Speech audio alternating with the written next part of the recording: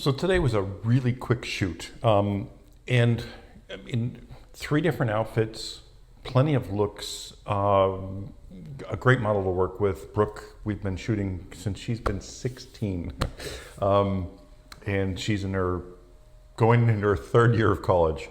So we've been shooting together for a long time. But today I'm using this Godox AD100. The Angler 24-inch fastbox just open.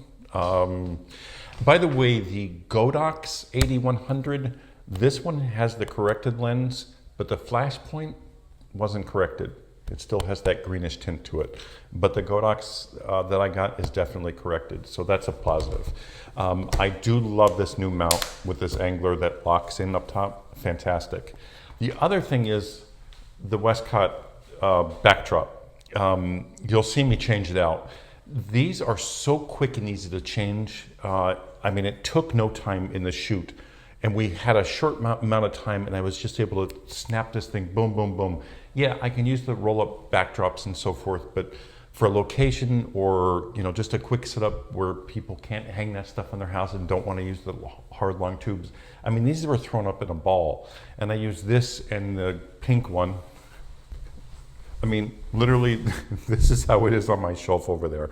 And when I hang them out, they look like this. So fantastic system. Now, the hard one, you'll see the roll that I used, do not like it at all. The reason why is because I don't know the adjustment of the legs to make it work. Like the top is fine, but the bottom, like, do I have to pull them in to make, I don't get it. And it's probably just me, but it's,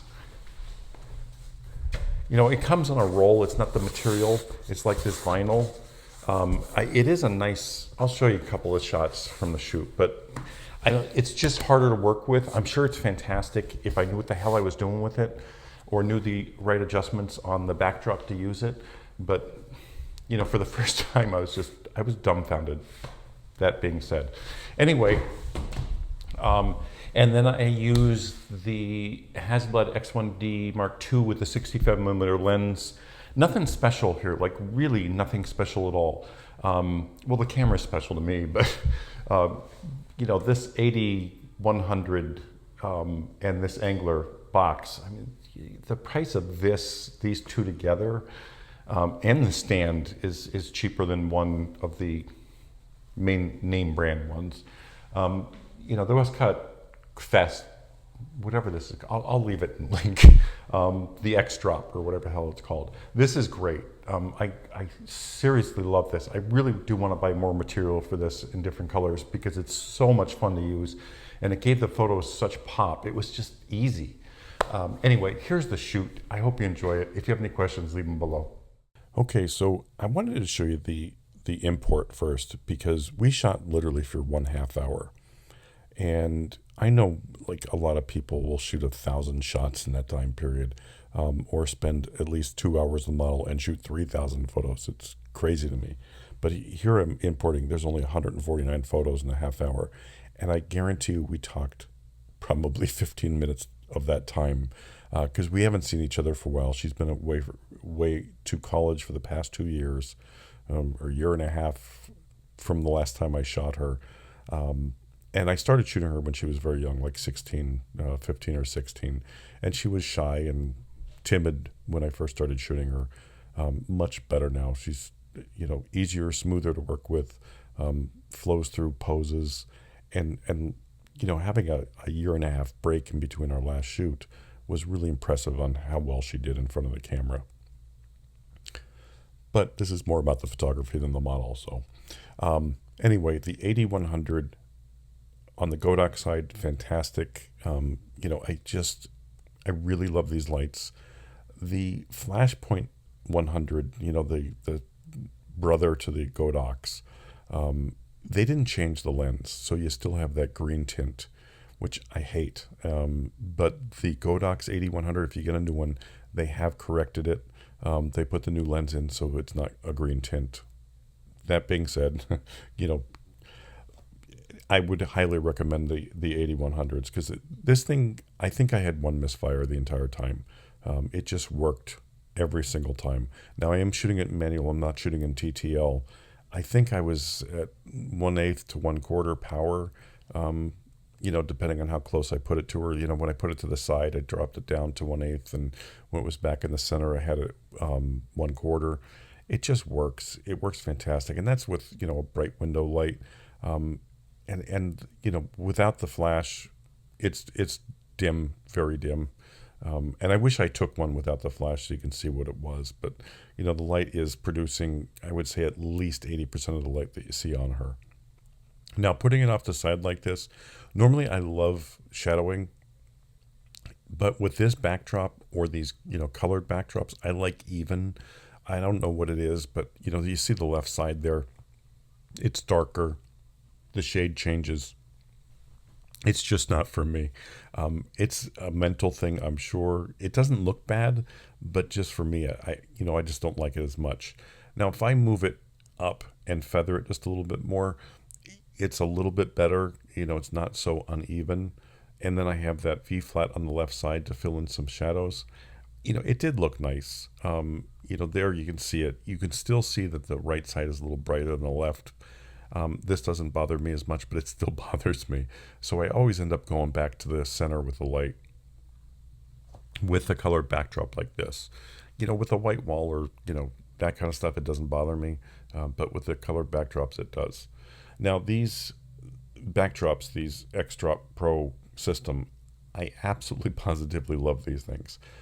This is so easy. Like, in between this half-hour shoot and us talking for 15 minutes and being able to get 149 images done, we changed the backdrop 3 times. And let's see, 1, 2, 3, yeah, 3 times.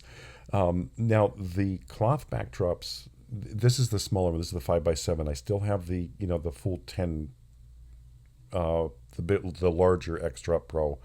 But the smaller backdrops work on that system, so you can use either one, which I love. I do want to get more colors now that I've played with this more. I just have the green and the pink, the white and the gray.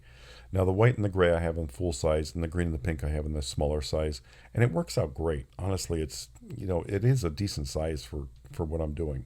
But I did get one of those vinyl ones, the roll. I'm not a fan, I gotta say, but I'll show you. It's coming up when I switch it out to that. It's the backdrop is beautiful, and it works just fine. I would say, but the setup for it is kind of confusing, and maybe it's just because I didn't learn how to put it on. But also, I wouldn't want to carry that. Like the roll. The convenience of these backdrops is that I can literally crumble them up in a ball and not worry about them because they stretch out so nicely.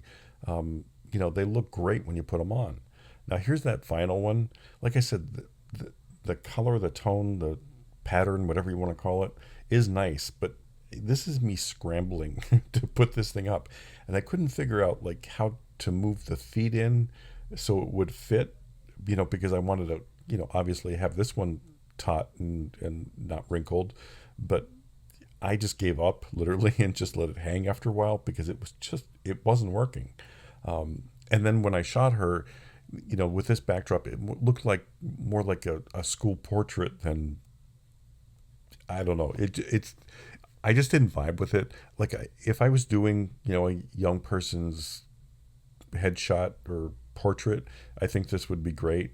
But nah, I'm not too big of a fan. And like I said, this is great for a portrait or a headshot for that kind of thing. But the setup was kind of hard versus this cloth. You just put it on, make them tight, and it's done.